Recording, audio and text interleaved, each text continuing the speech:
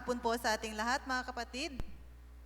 Nakakapanibago po, hapon po ang service natin ngayon. The reason po ay brown out po bukas, Sunday, from 6 a.m. to 6 p.m. Schedule po ng Iselco to fix something po. Ganun pa man, salamat sa Diyos at nalito tayo. Maging yung mga kapatiran na nasa kanilang mga tahanan. Nakasubaybay po sa atin sa oras na ito. Salamat po. Upang ibigay po natin ang nararapat na pagsamba at pagdakila.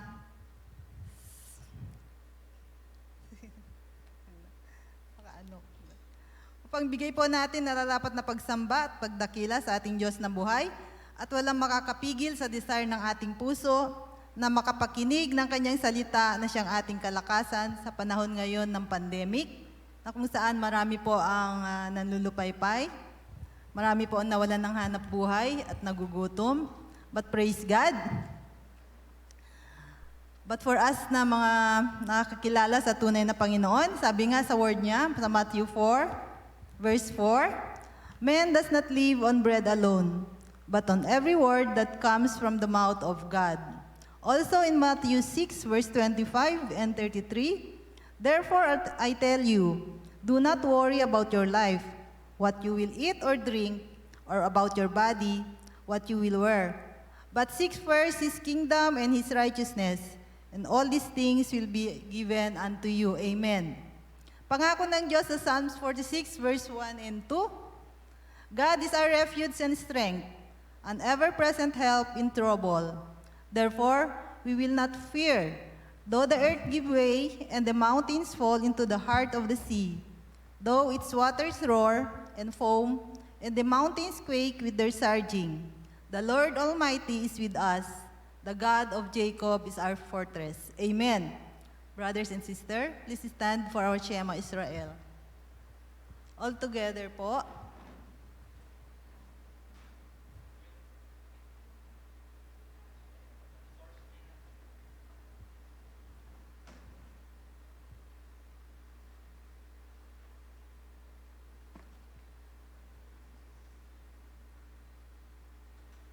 All together po.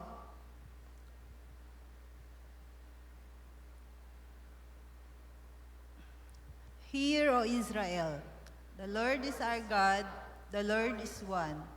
You shall love the Lord your God with all your heart, and with all your soul, and with all your might. These words which I am commanding you today shall be on your heart. You shall teach them diligently to your sons, and shall talk of them when you sit in your house, and when you walk by the way, and when you lie down, and when you rise up. You shall bind them as a sign on your hand, and they shall be as frontals on your forehead. You shall write them on the doorposts of your house and on your gates. Amen.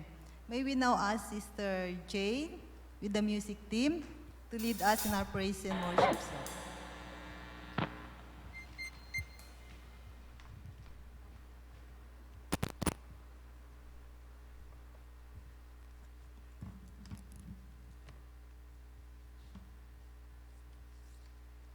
Amen. Isang mapagpalang araw po mga kapatid. Hallelujah. We praise you, O God. And another blessed day, mga kapatid. Blessed day, blessed Sabbath day po na pinagkaloob po muli sa atin ng Panginoon. Amen? Because the Lord has truly blessed us. Amen? At kitang-kita naman po sa ating mga ngiti. Amen? Hallelujah. And because of the Lord reigns in our lives, and His kingdom will never be shaken, and we will never be shaken because the Lord chose us. Amen? And because of that, we will be forever victorious. Amen? Through Christ, our God and our King. Amen? And it says po sa Psalms 96, verses 10 to 13. Let me read it to you. Say among the nations, the Lord reigns. Sabihin nga po natin mga kapatid, the Lord reigns. The Lord reigns. Amen. Hallelujah. Yes, the world is established. It shall never be moved. He will judge the peoples with equity. Let the heavens be glad, and let the earth rejoice. Let the sea roar, and all that fills it. Let the field exult, and everything in it. Amen. Then shall all the trees of the forest sing for joy before the Lord, for he comes to judge the earth. Amen.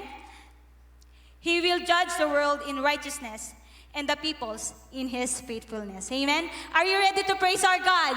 Amen. Hallelujah. Are you ready to sing praises? Amen. Let us sing and declare that the Lord our God is reigning. Amen.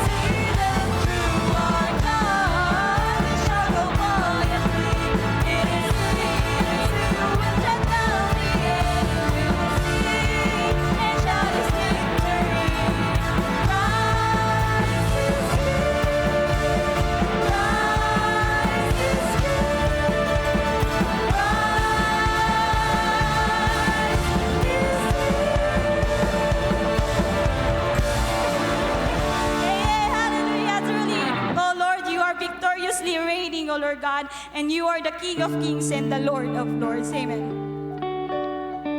Brothers and sisters in Christ, we will never be able to stand in the presence of the Lord. Amen. But because He brought salvation to us, we were able to come into His presence. Amen. He is unchangeable. He is holy. He is good, infinite, and beyond our knowledge. And for that, we will stand in awe to His name. Amen. And we will trust in His sovereignty. Amen. Let us continue to sing praises to our God.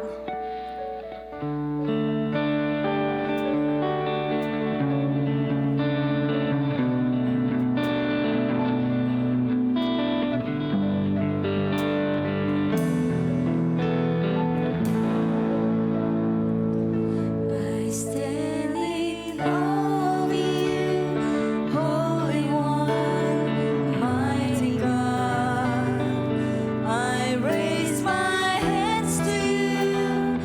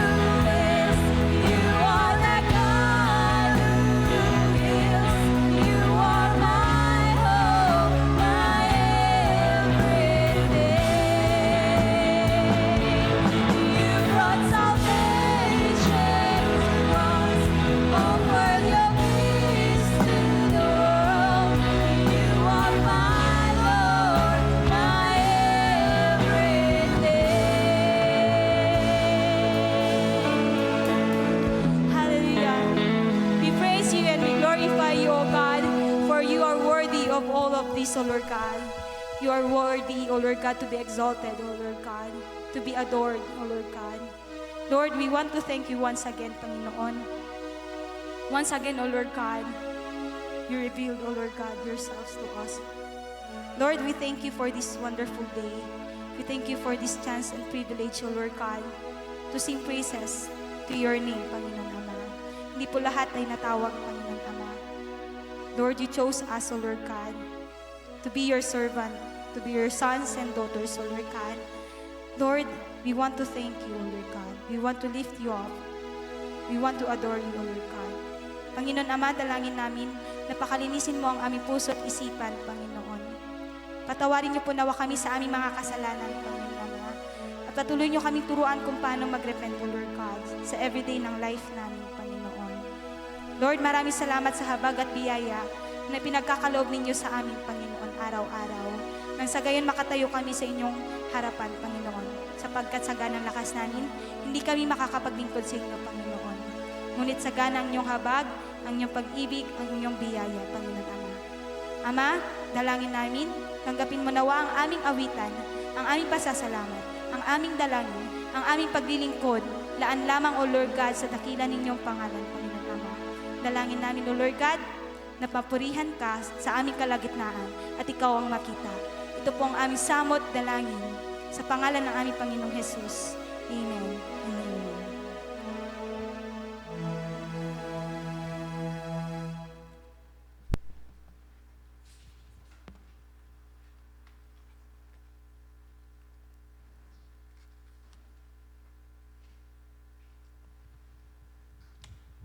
Thank you, Lord, for this Sabbath day. May we now call in Sister Annette for the scripture reading.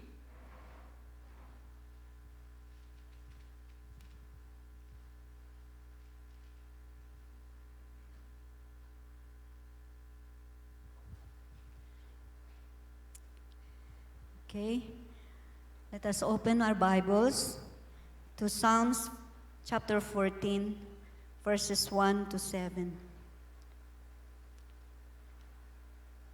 Psalms chapter 14, verse 1. The fool says in his heart, "There is no God." They are corrupt. They do abominable deeds. There is none who does good. The Lord looks down from heaven on the children of man to see if there are any who understand, who seek after God. They have all turned aside. Together they have become corrupt. There is none who does good, not even one. Have they no knowledge? All the evildoers who eat up my people as they eat bread, and do not call upon the Lord? There they are in great terror, for God is with the generation of the righteous. You would shame the plans of the poor, but the Lord is his refuge. Oh, that salvation for Israel would come out of Zion. When the Lord restores the fortunes of his people, let Jacob rejoice, let Israel be glad. These are the words of our Lord. Amen.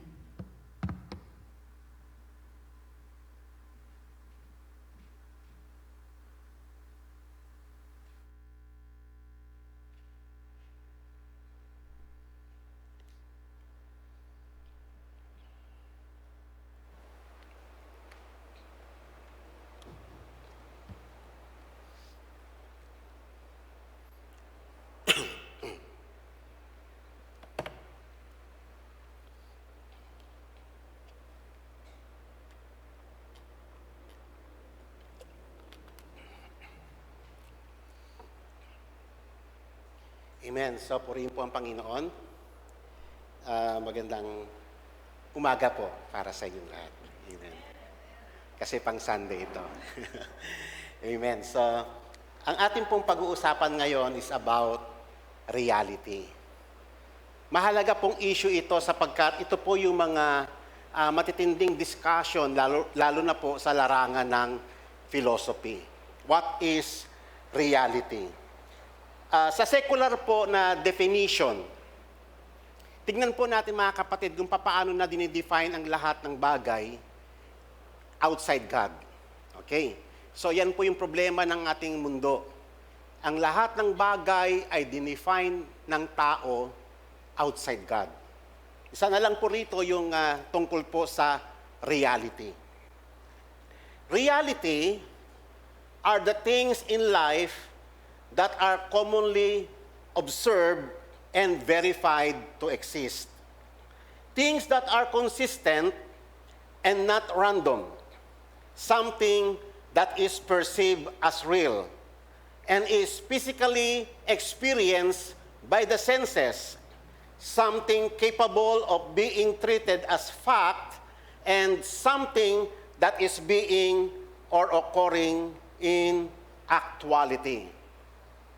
Reality is all of your experiences and knowledge of the world that determine how things appear to you. Kung ikaw hindi mo alam ang Biblia, pag hindi mo alam yung salita ng Panginoon, maaaring sasang-ayong ka sa definition na to. Ito yung reality. Yung na-observe mo, yung nararanasan mo, yung nakikita ng iyong mga mata, yung nape-perceive ng iyong five senses. Kaya nga, tatandaan po natin mga kapatid, ito po ay definition ng fallen man o ng fallen world. Ang mundong ito ay bumagsak sa kasalanan. So lahat ng bagay mga kapatid ay na-cut off sa Diyos. Ang tao ay nagpakalayo-layo sa Diyos. Isipin niyo mga kapatid, ang Diyos ay buhay. Siya yung source of life. Siya yung source of light. Kapag ang tao ay humiwalay sa Diyos, what will happen? Makakat off siya sa source of life. Ibig sabihin, mawawala yung buhay, ang papalit ay kamatayan.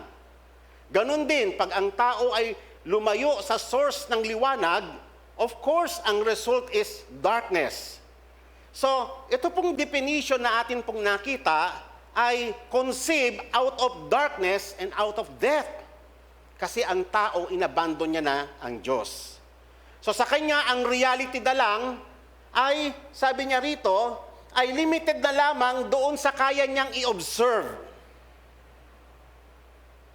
Yung nape-perceive na lang ng kanyang five senses. Ano ba yung five senses natin? Eyes, ears, nose, yung lips natin at saka yung ating feel, no? Yun lang, doon lang limitado yung tinatawag nilang reality. So, ibig sabihin, pag hindi na nape-perceive ng iyong five senses, hindi na yung reality. O yung mga bagay na na-observe. E papaano yung mga supernatural things sa may Biblia, ang dami niyan. Na-observe ba nila nung ginawa ni God ang langit at lupa? Of course, wala yung mga ganon. So, lahat ng iyon ay hindi reality.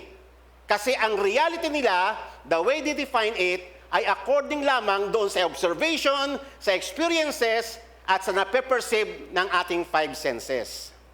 Kaya nga, sa madaling salita, ano po ang reality sa mundong ito? Reality is in essence, man. Kasi siya'y nag-define ng reality, hindi si God. What is reality sa fallen world nito? It is man and his mind and his rationality. Amen? So, yung reason ang ginagamit ng tao. Yun ang kanyang reality. So ngayon mga kapatid, even yung mga Kristiyano, alam nyo ba mga kapatid, ay hindi exempted sa issue na ito? Common kong naririnig ito na mga hinaing o lumalabas sa bibig ng mga Kristiyano, especially pag sila'y dumadaan ng crisis sa buhay.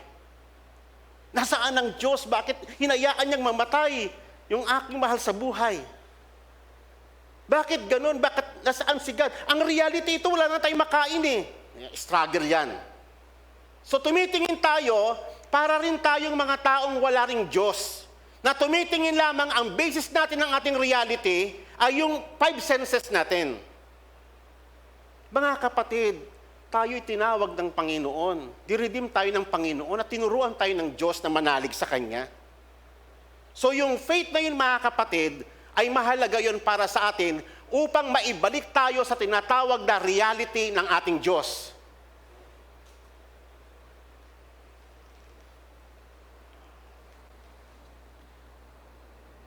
Kaya nga mga kapatid, yung source ng definition ay napakahalaga. Unless na we define things, especially reality, in the context of our triune God, wala pong in-between. Pag hindi si God ang source ng definition ng reality, then it will rest doon po sa mind ng tao, sa kanyang rationality, sa kanyang reason, sa kanyang fallen na philosophy. Ang problema mga kapatid, kapag ipinagkatiwala mo ang mga definition sa tao, bumagsak siya sa kasalanan, cut off siya sa light, cut off siya sa life ng Panginoon. Ang lahat ng isipan ng tao ay infected or tainted ng tinatawag ng pagbagsak ng tao sa kasalanan. Pati ang kanyang reasoning, ang kanyang philosophy, yung kanyang logic ay infected ng pagbagsak sa kasalanan. Kaya papaano mo ngayon i-entra sa tao yung meaning o yung definition ng reality? Amen po ba? Kaya nga, ang tao, buhat ng siya ay napahiwalay sa Diyos, lagi niya nang kini-question yung validity o yung reality ng mga salita ng Diyos. Amen po ba? Kitang-kita naman po natin yan. Nangyayari yan. They question the truth about God's Word and His reality. Amen. Tatandaan po natin, lahat ng bagay sa mundong ito, mga bagay na ginawa ng Panginoon, God is real. His words are real. All His promises are true. Lahat ng judgments niya ay totoo. Hindi po nagbabanta ang Panginoon pag siya ay nag-pronounce ng judgment. Lahat pa ng iyon ay totoo, mga kapatid. Kaya walang po pwedeng mag-trick sa Panginoon. Kaya nga, katulad na lang po nung sinabi niya sa may Proverbs, kapag ikaw ay nakiapid, para kang naglagay ng nagbabaga sa iyong damit. Hindi maaaring hindi ka mapapaso. Hindi maaaring hindi ka masusunugan. Ang ibig sabihin ng Panginoon, totoo na mayroong punishment yung pakikiapid. It is real. Hindi po yun na parang pakiusap ng Diyos. The payment of sin or the penalty of sin is death. Totoo po yun. Lahat ng sinabi ng Diyos is true. Kaya nga mga kapatid, this is very important na tayo ay ma-establish tayo sa reality ng Panginoon. And for this purpose, kung bakit tayo tinubos ng Panginoon, ibinalik tayo ng Diyos doon sa reality. Sapagkat ang mundong ito ay bumagsak na sa kasalanan at nawala na sa reality. Ang sabi ng Biblia sa Isaiah 55 verse 11, "My words be which goes forth from my mouth, it will not return to me empty without accomplishing what I desire." So, ibig sabihin kung papaano yung ulan ay babagsak sa lupa nang hindi i-accomplish yung kanyang purpose, ganun din ang salita ng Panginoon. Pag lumabas yan, sure yan na magaganap yan. Amen po ba? Kayo po ba ay naniniwala sa katotohanan ng salita ng Diyos? Okay. Mahalaga po yan mga kapatid. Proverbs chapter 3, every word of God is tested. Mismo siya, bagamat siya ay totoo na. Mismo siya tinest niya yung kanyang salita. Hindi dahil para sa kanya, kung hindi dahil sa kahinaan ng ating pananampalataya.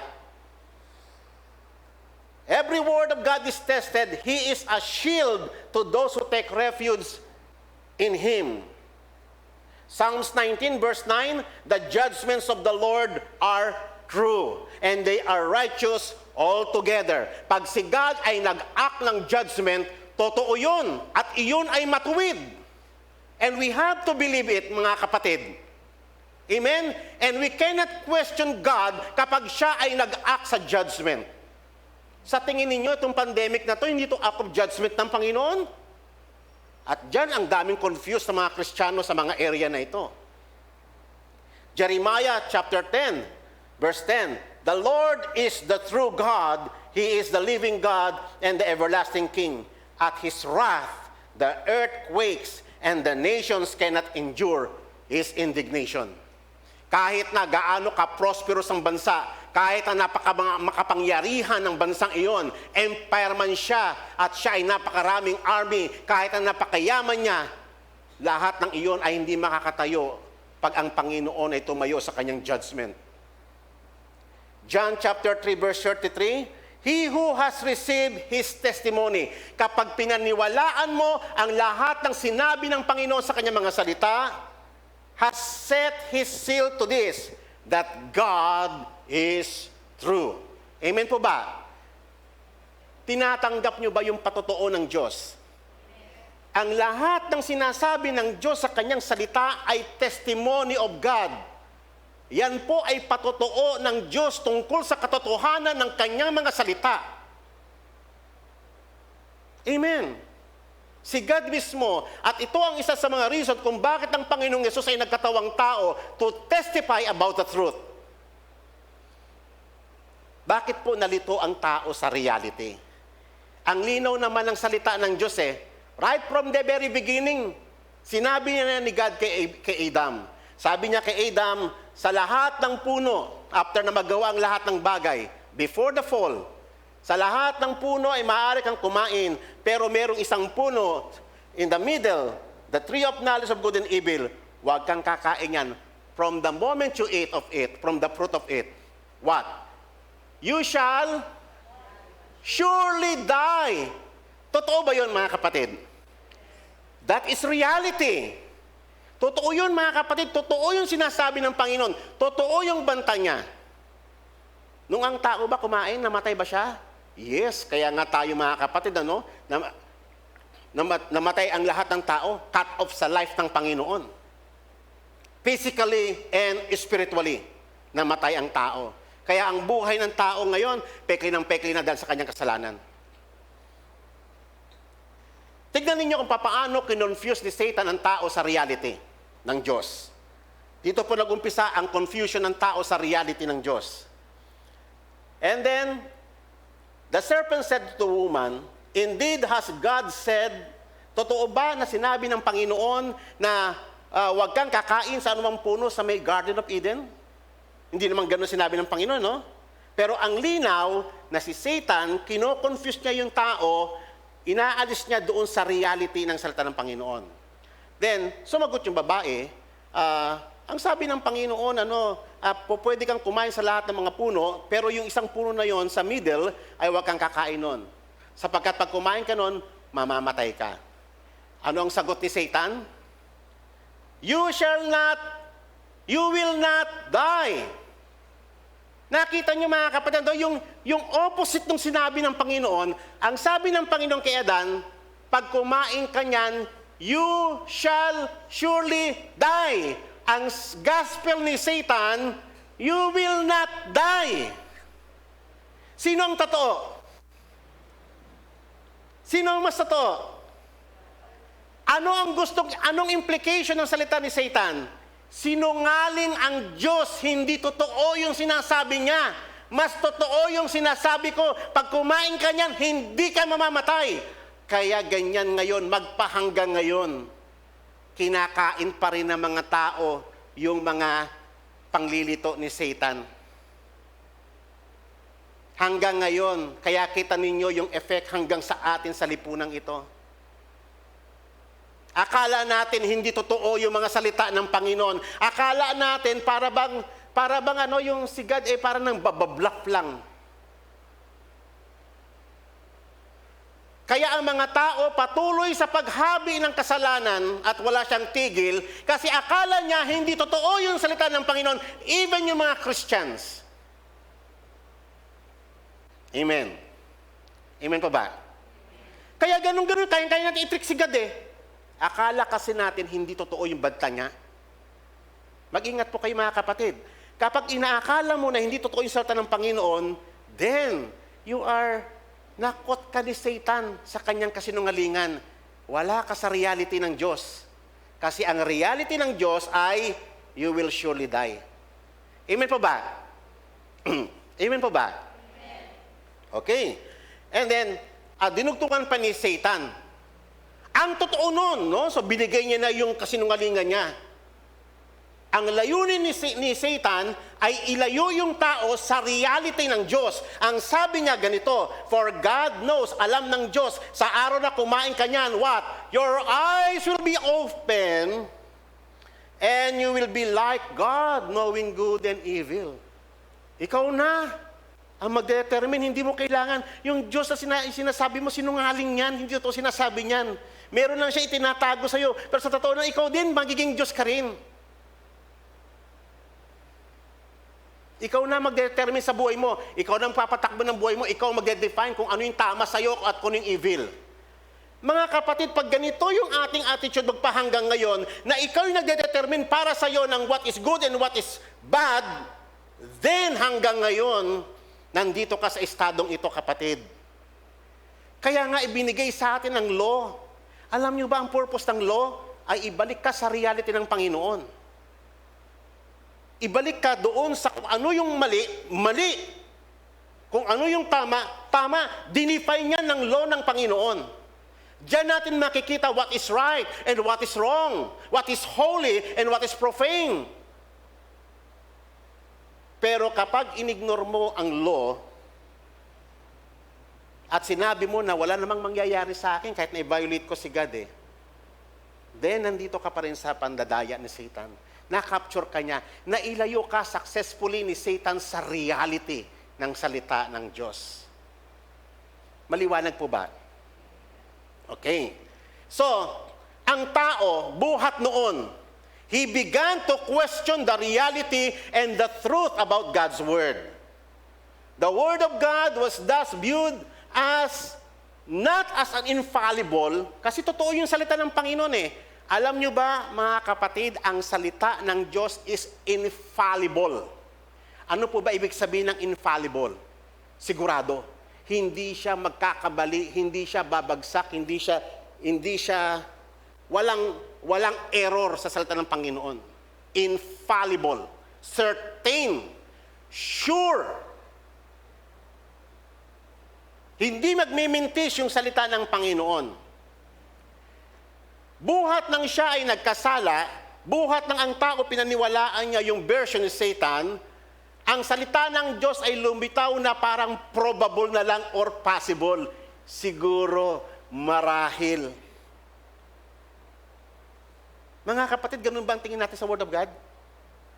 Makikita yan sa panahon ng crisis kung gaano katotoo ang salita ng Panginoon. Kitang-kita yan. Ano sa iyo ang salita ng Panginoon? Probable? Possible? Not necessarily true? Or certain sa iyo at naniniwala ka that the Word of God is infallible? Mag-isip po tayo mga kapatid. Amen.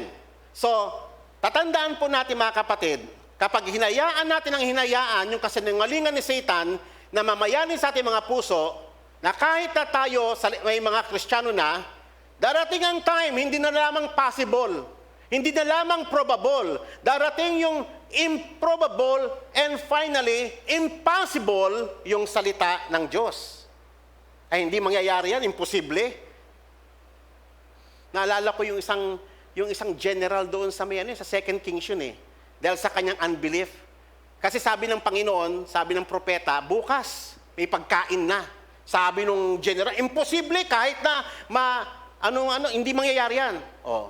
Sabi ng Panginoon sa kanya, sabi ng propeta, bukas makikita mo magaganap yan. Kasi ang salita ng Diyos is true. The words of God is sure, infallible. Pero ikaw, hindi mo matitikman yan because of your unbelief. Totoo nga, kinabukasan, may pagkain na, dagsaan yung mga tao, lumabas doon sa may gate ng kingdom, nasagasaan siya ng stampede. Namatay siya, hindi niya natikman yung na meron na palang, totoo pala yung sinasabi ng propeta. Amen. Amen po ba? What is reality to us, mga kapatid, in times of economic crisis?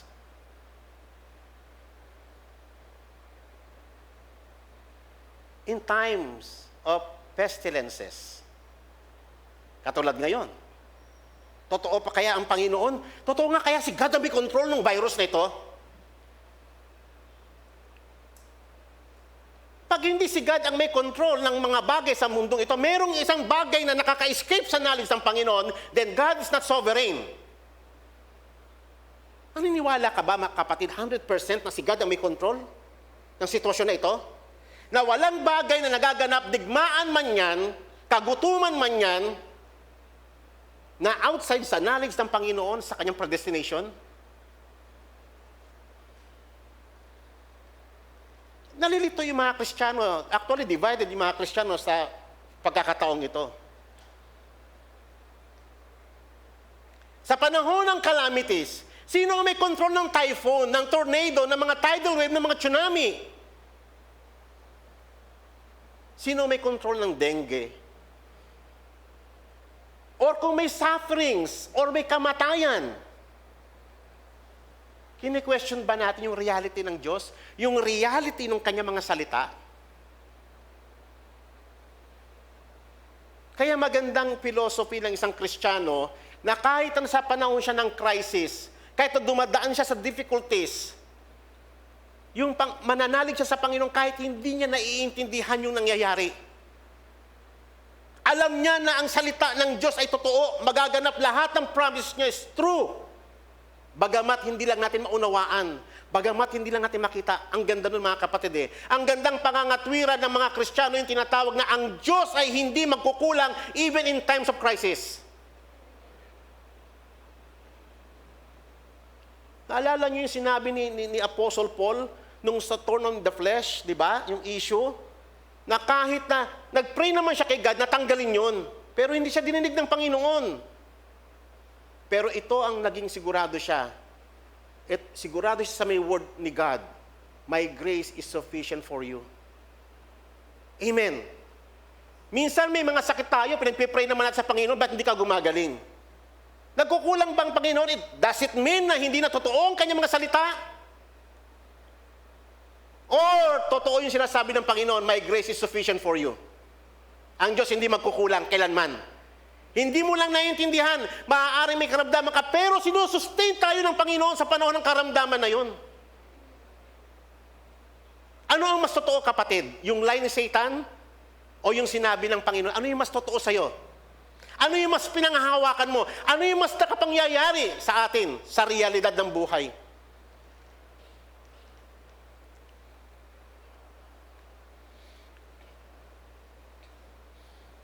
Infallible pa rin ba ang Word of God?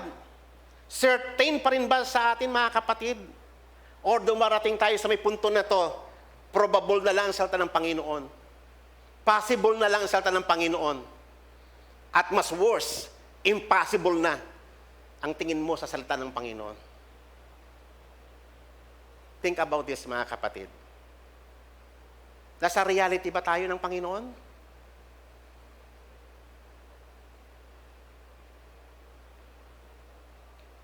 Tatandaan po natin ang mundong ito is disconnected sa reality.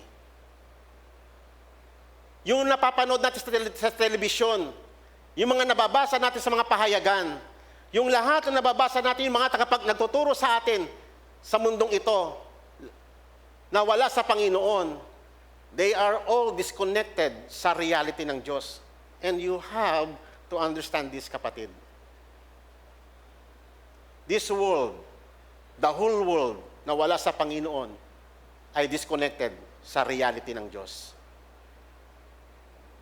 The world lost the true sense of reality. Why? Because it believes the lies of Satan at wala na pong iba doon na paliwanag.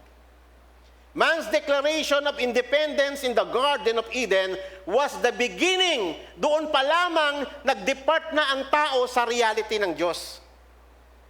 Ilang libong taon na magpahanggang ngayon since the creation. The reality, tatandaan po natin, para sa fallen world. Ano ang reality sa kanya? Kung ano yung dinefine ng tao. Yung kanyang kagustuhan, yun ang reality sa kanya. Kasi he declared himself God. Amen. Kaya nga, siguro familiar sa inyo to mga kapatid, nabasa na ninyo to sa may John, nung humarap si Jesus Christ kay Pilate. Yan po yung tanong, what is truth? Ang pinag-uusapan po rito is reality. Tignan po natin mga kapatid yung discourse. Nagtanong si Pilate nung dinala siya sa kanya, are you the king of the Jews? Kasi iyon yung paratang eh. Iyon yung paratang ng kanyang kababayan. Yung kanyang kababayan ay hindi naniniwala na si Jesus ay hari. Actually, hindi lang siya king of the Jews. He is king of kings and lord of lords. Amen po ba? Pero sa kanyang kababayan, kalokohan yan, impostor. Pero ang sinasabi ni Jesus is reality. That is the reality of God's kingdom. Na siya yung sinent ng Panginoon na king. And then, sumagot si Jesus, sinabi mo ba yan mula sa iyong sarili o may nagsabi lang sa'yo? Sabi ni Pilato, bakit Hudyo ba ako? Dinala ka ng mga kababayan mo rito. Yan o, diniliber ka. Ano bang ginawa mo? And then, sabi ni Jesus, kita mo sinabi niya yung reality, yung totoo. My kingdom is not of this world. If my kingdom were of this world, my servants would fought that I might not be delivered up to the Jews. But now my kingdom is not from here. Totoo ba yan o hindi? Si Pilato na sa katotohanan ba o hindi? Wala siya sa reality. Hindi niya alam ang reality. Why? Because he is disconnected sa reality ng Diyos. Si Pilato at ang gobyerno ngayon, ang buong daigdig ay pareho lang po mga kapatid, disconnected sa reality. So sabi ni Pilate, so you are a king. Then ang sagot ni Jesus, you say that I am a king. For this purpose I have been born. And for this I have come into the world what? That I might witness to the reality. The truth is reality. Kasi ang tao, disconnected na siya sa reality. Nabubuhay na ang tao sa fantasy. Everyone being of the truth hears my voice. Hindi po ba mga kapatid, kung tayo na sa Panginoon na, nakikinig na tayo sa tinig ng Panginoon kasi totoo na si God sa atin eh. Amen po ba? Okay. Kaya nga, mahalaga to mga kapatid. So, tinanong ni Pilato, what is truth? Hindi na siya sinagot ni Jesus kasi papaliwanag mo doon sa isang tao na talagang disconnected sa reality, living in darkness, na sa death, anong mape-perceive niya? Amen? Kaya sabi ni Pilato, wala akong makitang crime against him. Akala niya, siguro si Pilato, tingin niya kay Jesus, ano lang ito, parang praning lang siya.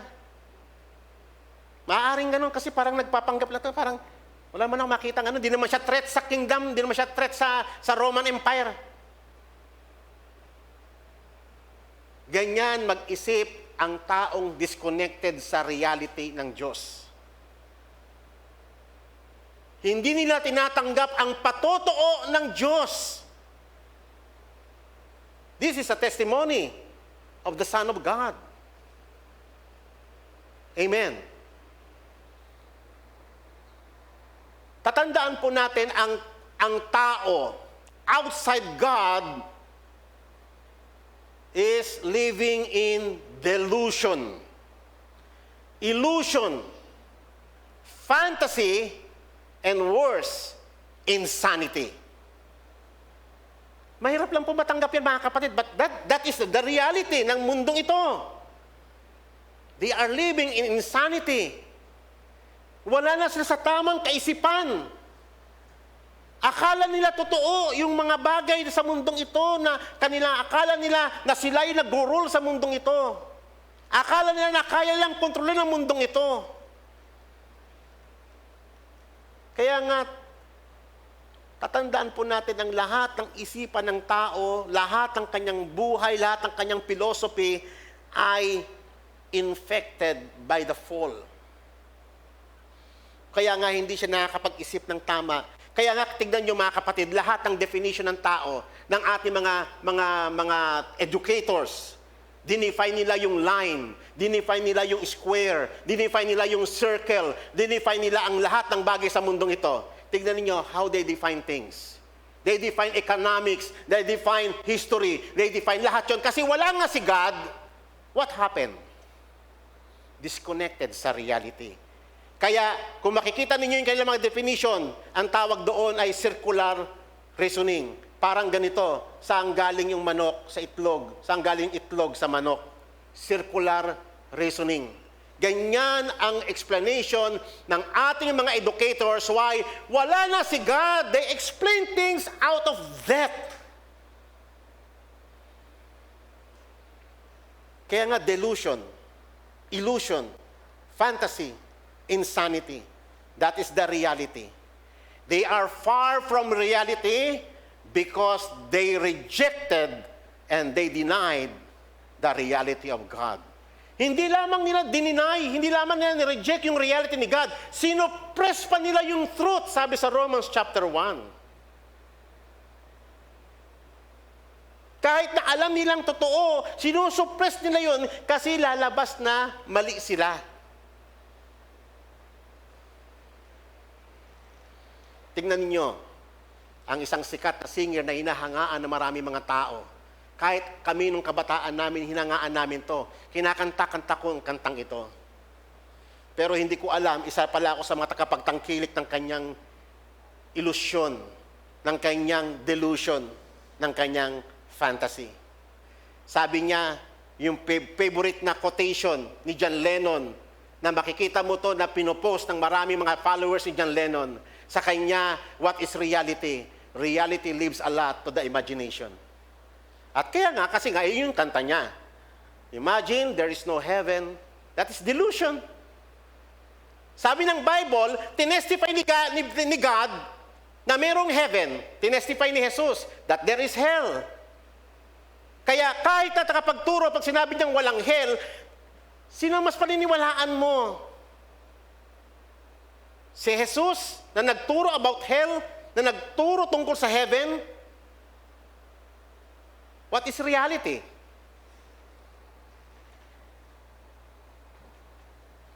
Imagine all the people living for today. Imagine there's no countries. Kasi yung division. Alam niyo mga kapatid, kung bakit man ang ating bansa, ang ating buong mundo is fragmented, divided, because of the fall. Ito po'y resulta ng Tower of Babel. Patuloy na kino-confound ng Diyos ang mundong ito na kahit na anong pagpupumilit nila na mag-establish na ma-unite silang lahat, mag-disintegrate silang lahat. Kasi sa paghahari ng kasalanan sa puso nila. Patuloy sila nag-disintegrate. Kahit anong effort nila na build sila. Kahit anong effort ng unity. Nothing to kill or die for and no religion to. Imagine all the people living life in peace. Sa tingin nyo mga kapatid, may kapayapaan? Magsama-sama tayong lahat, para yung mga hippie nung panahon, peace man, peace man. May kapayapaan nun? Wala. Illusion yung peace na yon. Kasi wala si God eh. Ang peace can only be realized through Jesus Christ because He is the Prince of Peace. And the government of peace rests upon His shoulder. Sa Kanya lang marirealize yun. Yung peace na yun na hindi alam ng mundo, sapagkat yung peace na alam ng mundo, yung may panaksa rito, we are talking about peace. Yan ang peace ng mundo. Yan ang peace ng mga bansa. There's no true peace, sapagkat sinabi ng Panginoon, there's no peace for the wicked. You may say, I'm a dreamer, hindi lang dreamer. Deluded. Insane. Hindi lang siya dreamer. But I'm not the only one. Totoo naman eh. Maraming naniniwala sa kanya. I hope someday you join us. Hey, hindi maaari yan para sa atin mga Kristiyano. And the world will be as one. Sila-sila na lang yon. Pero tayo, nasa reality na tayo.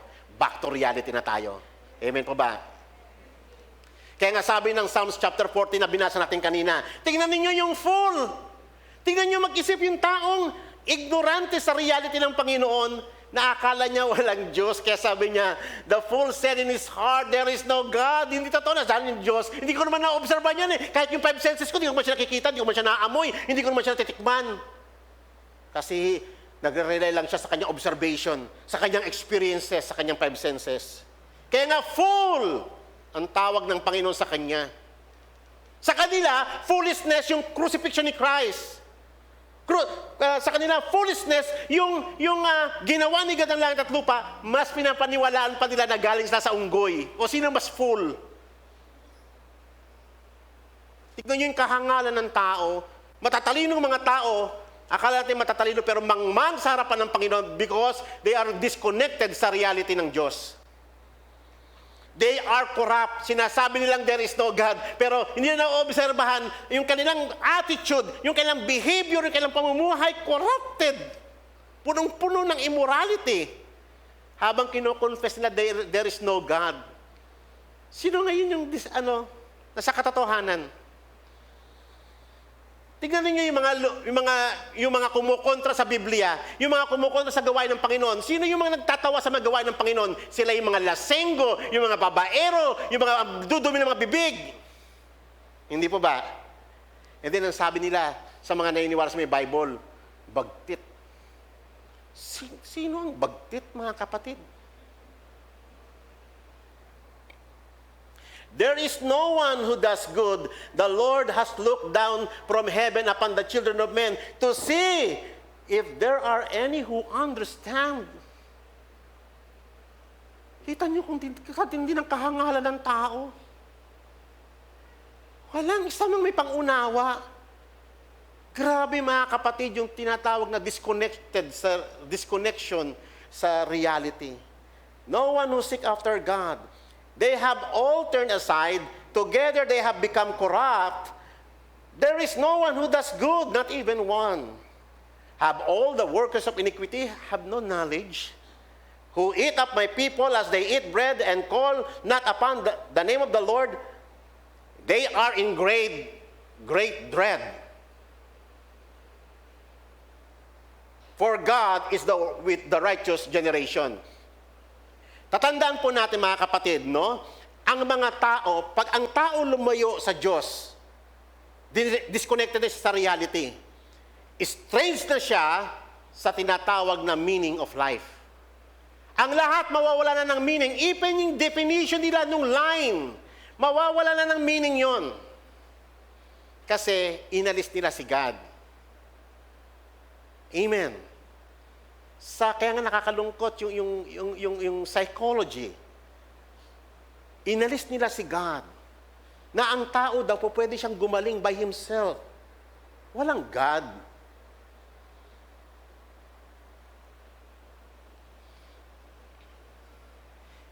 Yung fool na sinasabi sa may Psalms chapter 14, totally, wala siyang sense of reality, wala siyang sense ng judgment ng Panginoon, hindi niya alam, wala siyang knowledge na recorded sa may Bible, si God ay nag-a-act through history at ini-implement niya yung kanyang judgment from generation to generation.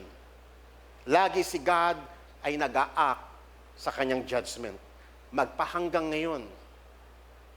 Kung hindi nyo paniniwalaan ito mga kapatid, you are also disconnected sa reality. Na si God ay laging nag-a-act sa judgment niya. Sa kanyang righteous judgment. Sapagkat gaya ng sinasabi sa Psalms chapter 7 verse 11, ang Diyos ay araw-araw siyang napupuot sa mga taong lumalapastangan sa kanyang kalooban. Araw-araw na naglalagablab yung wrath of God sa lahat ng mga lawless, sa lahat ng mga unbelieving. That is reality. Yan yung testimony ng Biblia. Kaya nga mga kapatid, ang tao ay totally disconnected. Hindi niya alam na si God ay nag-a-act ng judgment. Kaya pag dumating yung judgment sa kanya, nagugulat siya, pero hindi niya ma-perceive yung majesty ng Panginoon. Tama yung sinabi sa Isaiah. Ginagawan siya ng Diyos ng favor. Ginagawan siya ng Panginoon. Pinapakita ni God yung kanyang judgment, pero wala siyang ma-perceive na God. Kasi dininay niya na si God sa buhay niya. Sinuppress niya na yung truth about God. So wala na siyang makita na reason bakit may judgment. Bakit nangyayari yung gantong calamity? Bakit nangyayari yung gantong famine? Hindi niya na ma-perceive ang majesty ng Panginoon. Dahil sa kanyang unbelief. Amen. Tatandaan po natin, si God, from time to time, binivisit niya ang mundo and He always act on His judgment. And all His judgments are true. And they are righteous altogether. Naniniwala po ba kayo mga kapatid? Amen. Kaya nga, tatandaan po natin, to forget the mighty acts of God in history, His miracles, as well as His judgments, is to forget the reality of His presence in history. Huwag niyong kakalimutan niya, kapatid. Kaya nga, ang pangungusap ni Apostol Pedro sa atin, nais ko nawang manariwa lagi sa inyong isipan ang lahat ng mga sinabi ng Panginoon. Lahat ng kanyang mga pangako. Lagi, nais ng mga apostol na laging manariwa sa atin sapagkat tayo, malilimutin tayong lahat, mga kapatid. Madali tayong masway sa mga bagay na nangyayari sa ating mga paligid. But don't forget, mga kapatid, that all the words of God, all His promises are true. Amen? Because God's word is reality. To forget all His acts of mercy, His compassion, His faithfulness throughout generations, as well as His precious promises, is to forget the reality of His words. Kaya nga mga kapatid, kapag ikaw ay nagduda ka dahil ikaw ay meron kang karamdaman, nagkaroon ka ng cancer, and you begin to question the reality of God. Nasaan ka? Bakit ganito? Sinabi mo ganito, pero bakit ganito nangyayari sa akin? Kapatid, you are in great danger.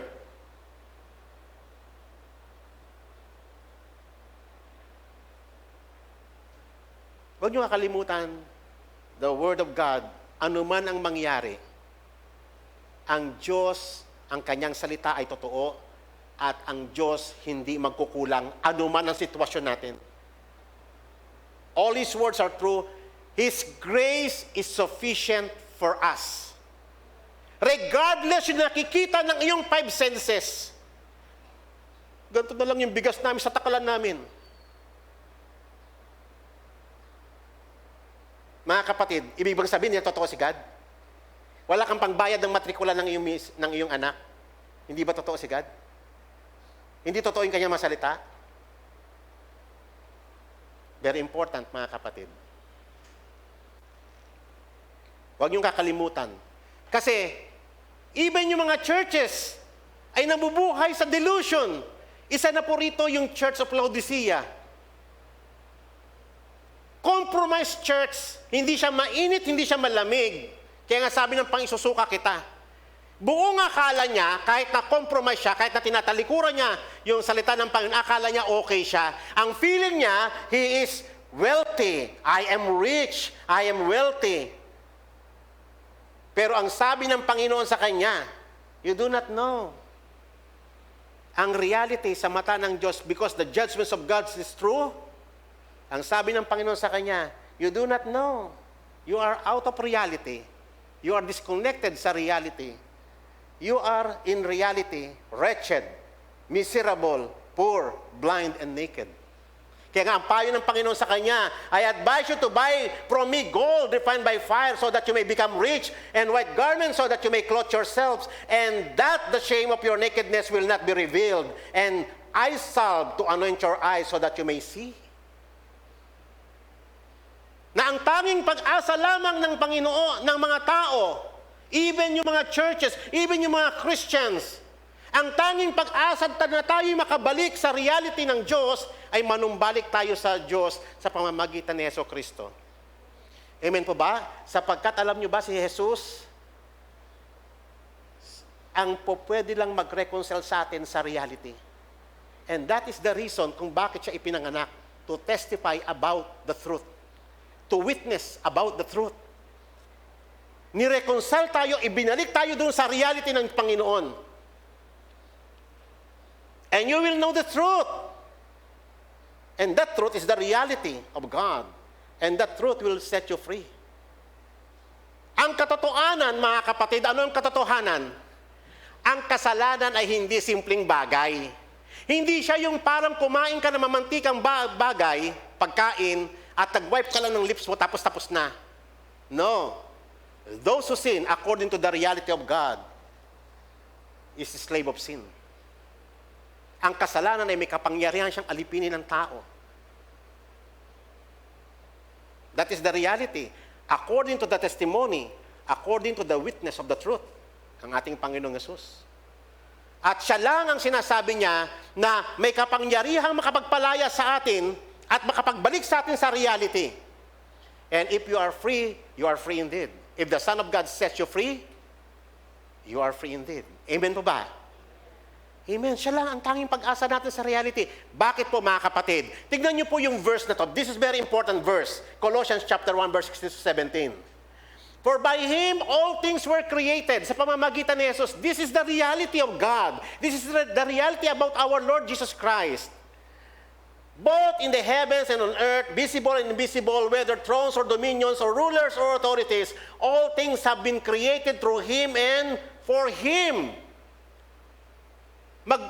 Magdidisagree ang mga tao sa mundong ito, sa katotohanan ito, na ang lahat ng bagay ay ginawa sa pamamagitan ni Jesus, at ang lahat ng bagay para sa Kanya. Ito man ay mga dominions, ito man ay mga rulership, ang lahat ng bagay, lahat ng field of education, lahat ng history, lahat ng events ay para sa Panginoong Jesus.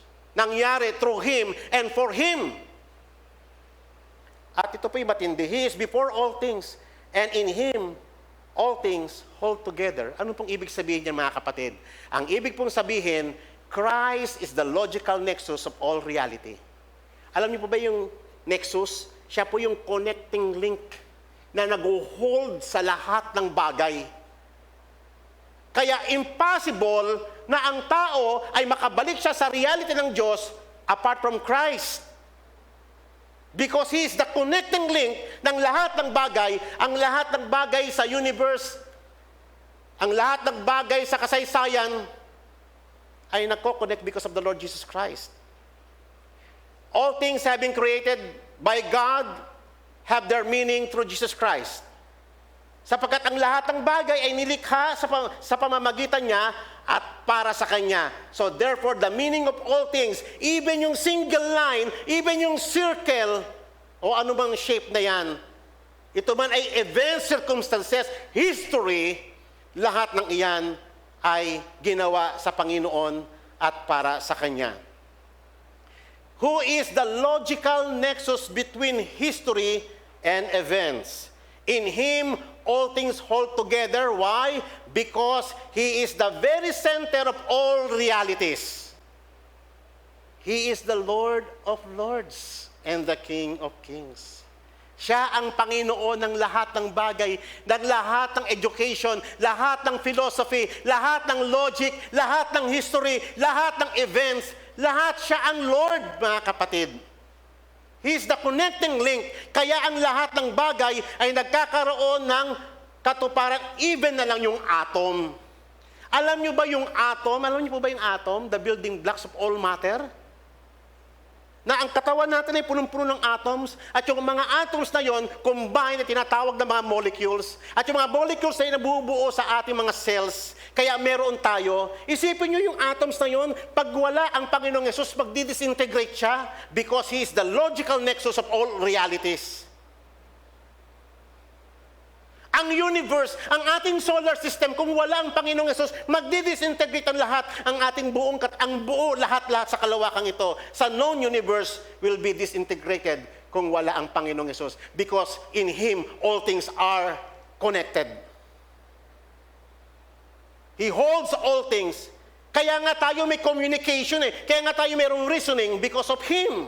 And then, i-deny ng mga tao, there is no God. Amen. Sasabihin naman ng ibang mga reliyosong tao, si Jesus tao lang. Nasway sila ng lies ni Satan. All fields of education, medicine, law, economics, geography, sociology, psychology, lahat ng field of knowledge ay para kay Jesus, ginawa sa pamamagitan niya at para sa Kanya, at ang lahat ng ito ay nag-hold because of Him, at ang lahat ng karunungan ay nag-hold dahil sa Kanya. Amen. Without Him, all things what? Will fall apart because there is no center. Siya yung center, siya yung nag-hold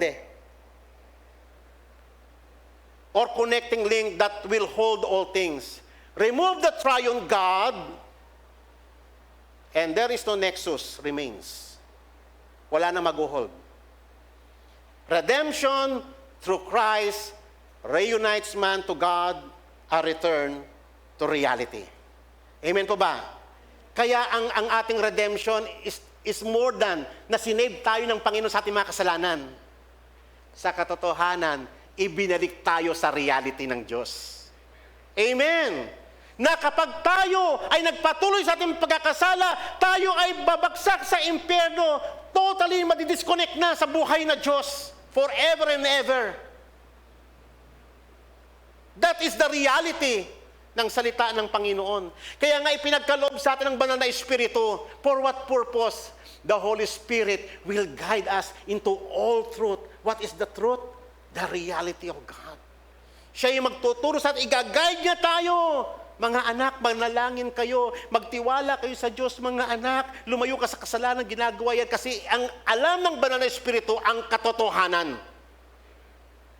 Sa mundong ito, disconnected sa reality, living in delusion, illusion, fantasy, and insanity.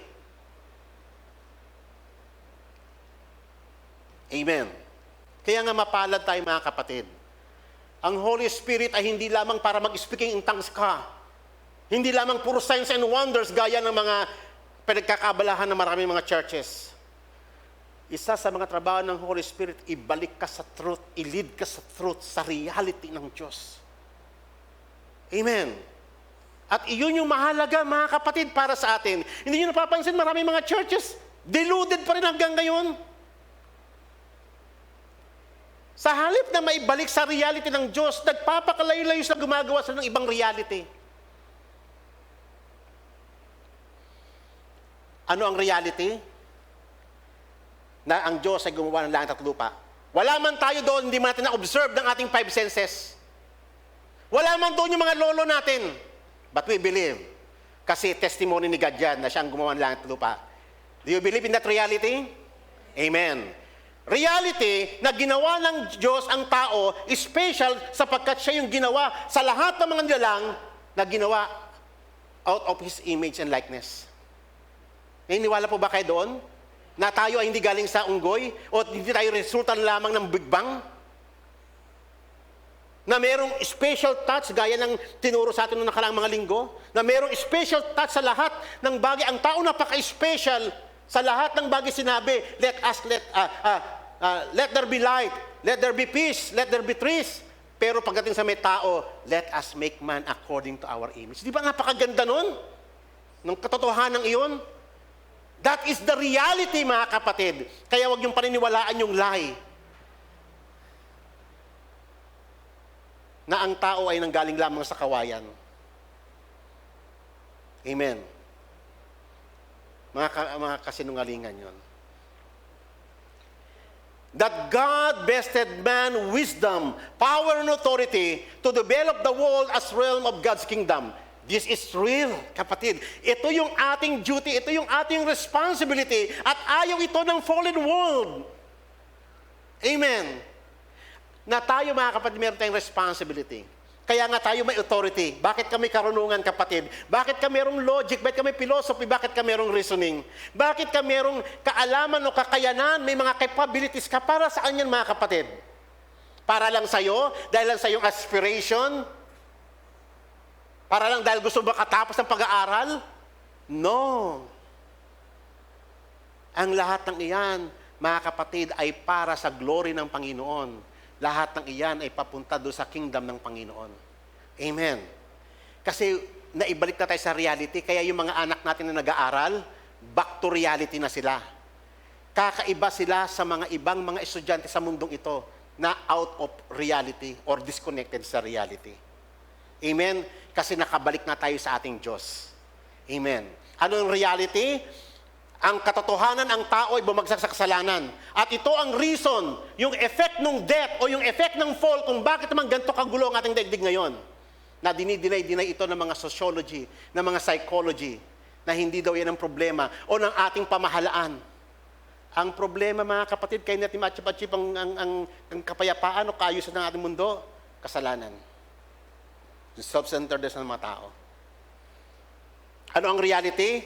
Na si God ay nag-fix ng day that He will judge the world in righteousness. Paniwalaan natin yan, mga kapatid, that is the reality of God. Testimony ng ating Diyos yan. Amen. Kaya pag ikaw, mga kapatid, ay sinasabi mo, wala pang judgment, okay lang, kahit gumawa ka ng kasalanan. O sige, mga kapatid, isang araw, para kayong full doon sa may Psalms chapter 14, isang araw, magugulat ka na lang, biglang darating yung judgment sa ng Panginoon, and then doon mo lang ma-realize, agoy ko, agoy. Akala mo kasi, hindi totoo yung sinasabi ng Panginoon. Ano ang reality, mga kapatid? That God sent His Son, Jesus Christ, our Lord, to redeem His elect by providing atonement for their sins. Amen. Siya nag-provide. We cannot save ourselves. Ang lahat ng meron tayo ngayon is a gift of God. That is reality. Amen.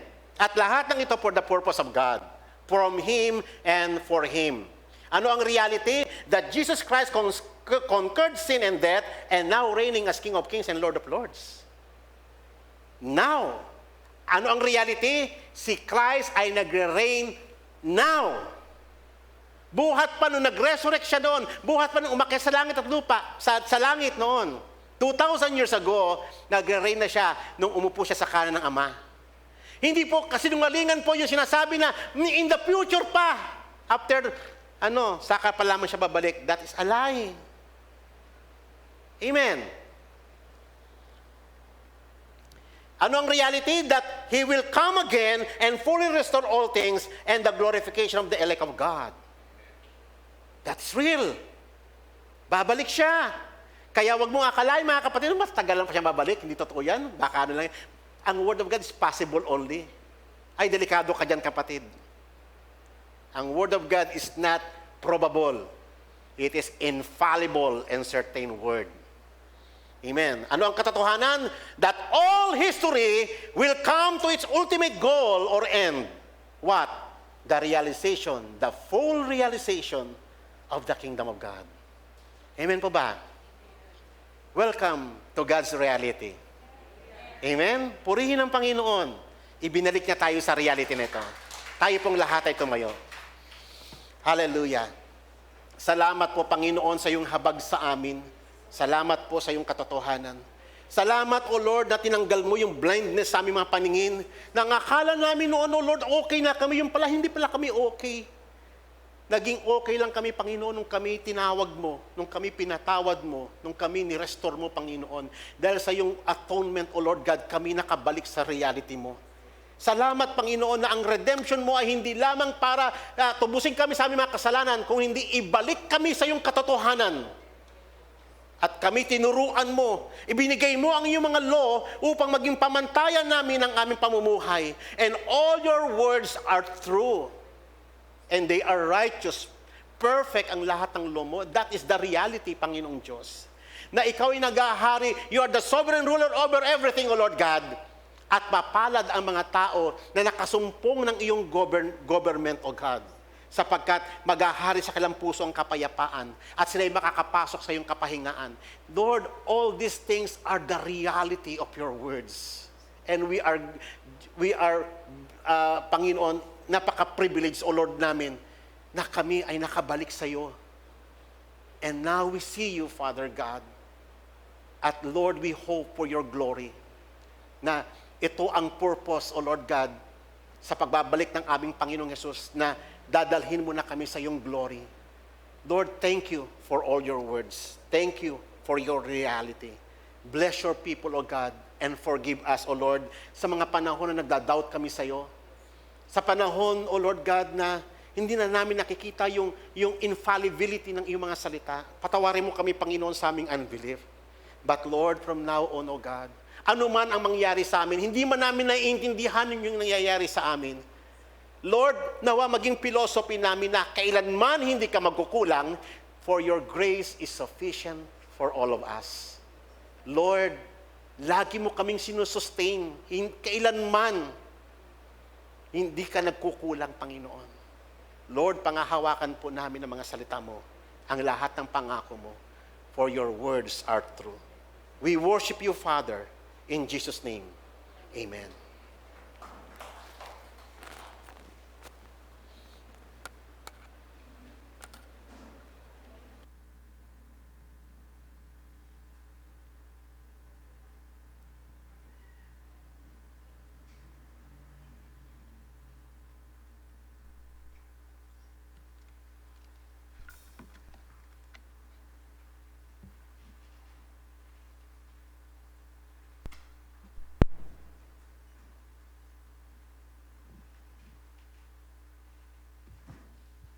Salamat po, Pastor Jess. Indeed, mga kapatid, truth can only be realized in our Lord Jesus Christ, for He is the very center of all realities. Amen. Dumako na po tayo sa isa sa mahalagang commandment ng ating Panginoon, the giving of our tithes and offering. May we request Sister Iya for the tithes and offering. Tayo pong lahat ay tumayo po muna at umawit tayo sa ating Panginoon.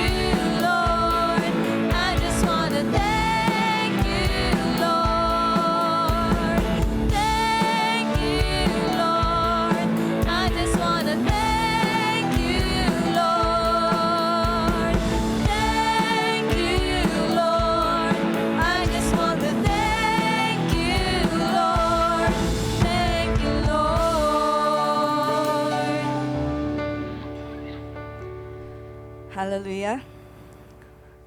Let us be encouraged by God's words, that the eyes of the Lord move to and fro throughout the earth, that He may strongly support those whose hearts are loyal and are completely His.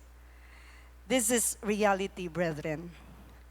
As we are loyal in supporting God's work and His kingdom, God is also faithful in supporting us, His people, in all our needs. Amen. Let us pray. Almighty God, our Father in heaven, we praise you and we honor you in the beauty of your holiness. We thank you for today and for the life that we have in you. We thank you for all the things that you have entrusted us, for blessing the work of our hands, O God. We praise you for your reality in our lives. Thank you, Lord, for revealing your truth in us. Indeed, you are the only truth that we need, the only truth that will sustain us in every day of our lives until eternity. Thank you, Lord, for the strength that you give us to gain wealth. And thank you for blessing us with joy to enjoy it. Father, as we bring you our tithes and our offerings, we pray that may you receive us and accept our offerings. May you be glorified in all this, O God. We love you. In Jesus' name we pray. Amen.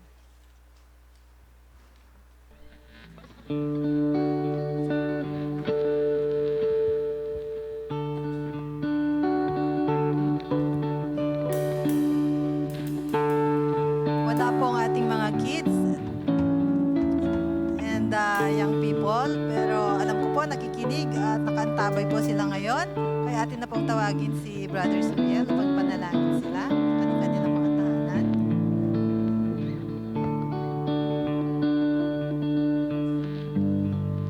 Tayo po ay muling tumayo at manalangin. Pinupuri ka namin, aming Ama. Marami pong salamat, O Lord God, sa inyong pagtawag sa bawat isa. And we thank you, Father God, for blessing us with children. At salamat po, O Lord, sa gift na ito, Panginoon, na galing lamang sa inyo. Kami nananalangin na kung paano niyo po kami binuksan upang makabalik sa inyong realidad. We pray also, Father God, na yung mga bata ay buksan niyo rin po ang kanilang mata at matulungan niyo po kami, Panginoon, na matulungan din namin sila, O Lord God, na makita ang iyong kaharian, Panginoon, upang ganun ay sama-sama po kaming lahat na makapagtrabaho. Maraming salamat po, Panginoon, sa mga bagay na ito, sa kalakasan na pinagkakalob niyo sa kanila at pag-iingat, Panginoon. We thank you, Father, for blessing them, lalo po ngayong panahon ng COVID na kayo po ay piniingatan niyo po sila, Panginoon. Maraming pong salamat sa buhay na binigay niyo sa amin. Ito po ang aming panalangin sa pangalan ni Jesus. Amen.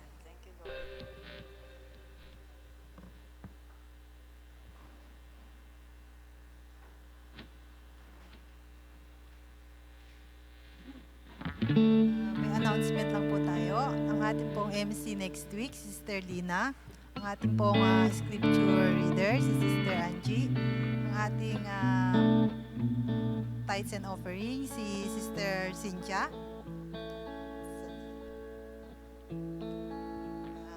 Prayer for the next gen, si Brother Ellis. Prayer for the next generation. For our last song, may we now call Sister Jane. At susundan nito ng benediction ni Pastor.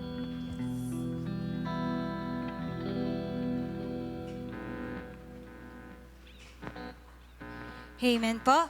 Muli po, inaanyayahan ko ang lahat na tumayo at sabay-sabay po natin muli awitan ng ating Panginoon. Amen. Hallelujah.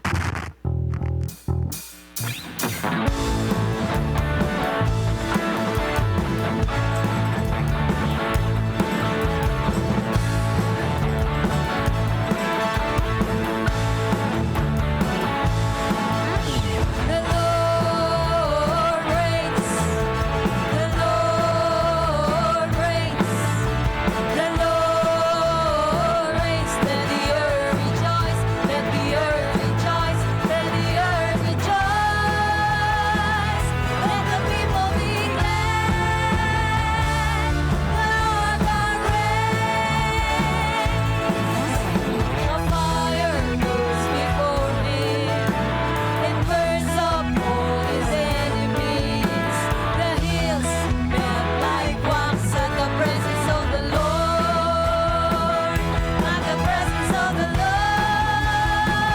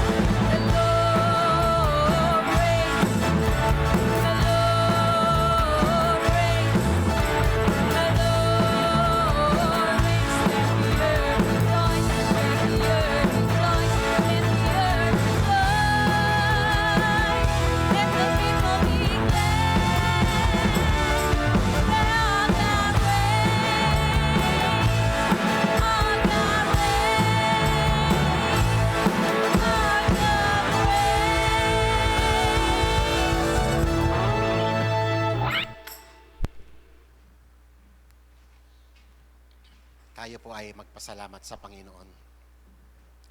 Heavenly Father, we thank you, O Lord, for your faithfulness. For all your words are true and they are righteous, O Lord God. Panginoon, salamat po, O Lord, na kami ay hinirang mo, Panginoon, para kami ay makabalik sa iyo at sa iyong katotohanan. Salamat, Panginoon, tinuruan mo kami, binigyan mo kami ng wisdom and understanding, at ang mga bagay na ito, O Lord, ay magagamit namin sa pag-evangelize ng mga tao. Knowing ang mga tao ay disconnected sa iyong reality, at Lord, ang aming trabaho ay maibalik sila sa iyong katotohanan, Panginoon. Hanggang sa dumating ang time na makita nila that you are a true God and all your words, they are true, at ang lahat ng judgments mo, Panginoon, ay pawang katotohanan. Panginoon, salamat po, O Lord, sa lahat ng bagay na in-entrust mo sa amin. Ang buhay, ang aming karunungan, ang aming kalakasan, at ang lahat ng bagay na mayroon sa amin ay galing sa iyo. This is reality, Panginoong Diyos, na ikaw ang nagmamay-ari ng lahat ng bagay, sapagkat ang lahat ng bagay ay mula sa iyo at nakamtan namin sa pamamagitan mo at para sa iyo. At ito ang katotohanan, Panginoong Diyos. Lord, we thank you sa lahat ng mga katotohanang itinakda mo para sa amin. Lord, may you bless us and may you prosper all the works of our hands. At abutin mo, Panginoon, ang aming pong mga kapatid na hindi nakakapunta rito, ang aming mga kapatid na mahihina at may mga karamdaman. Lord, yung mga kapatid namin na may takot sa puso, O Lord, tulungan mo sila, Ama, sapagkat ikaw lang ang tangi naming tulong, Ama. You are, Lord, the very present help in times of trouble. Ikaw lang yun, Panginoon, at wala nang iba. Ikaw lang, O Lord, ang makakatulong sa amin at ikaw lang yung manggagamot namin, Panginoon. At ang lahat ng ito ay katotohanan, Panginoong Diyos, na kinuha mo ang lahat ng aming mga kahinaan. Panginoon, abutin mo rin po ang aming mga young people. Abutin mo rin po ang mga children na tinuturuan po sa iglesyang ito. Ama, patuloy mo kaming lahat na palaguin ayon sa iyong kapangyarihan, sapagkat ikaw, O Lord, ang sumasa lahat. Ang iyong kapangyarihan ay walang limitasyon, Panginoon. Kung may kilos ka in a very mysterious ways na lingid sa aming mga kaalaman. Kaya nga, we entrust everything into your hands, to your sovereign rule, O God, sapagkat ikaw ang sumasa lahat. You are the logical nexus of all reality. We worship you, Father, and may you bless us, O God. I-bless mo po ang mga trabaho ng iyong mga anak at patuloy mo kaming ingatan sa mga darating na mga linggo. Pagpalain mo kami and may the joy ng iyong kingdom ay sumaaming lahat. Thank you, Father God. And this is our prayer and thanksgiving in Jesus' name. Amen. God bless you all.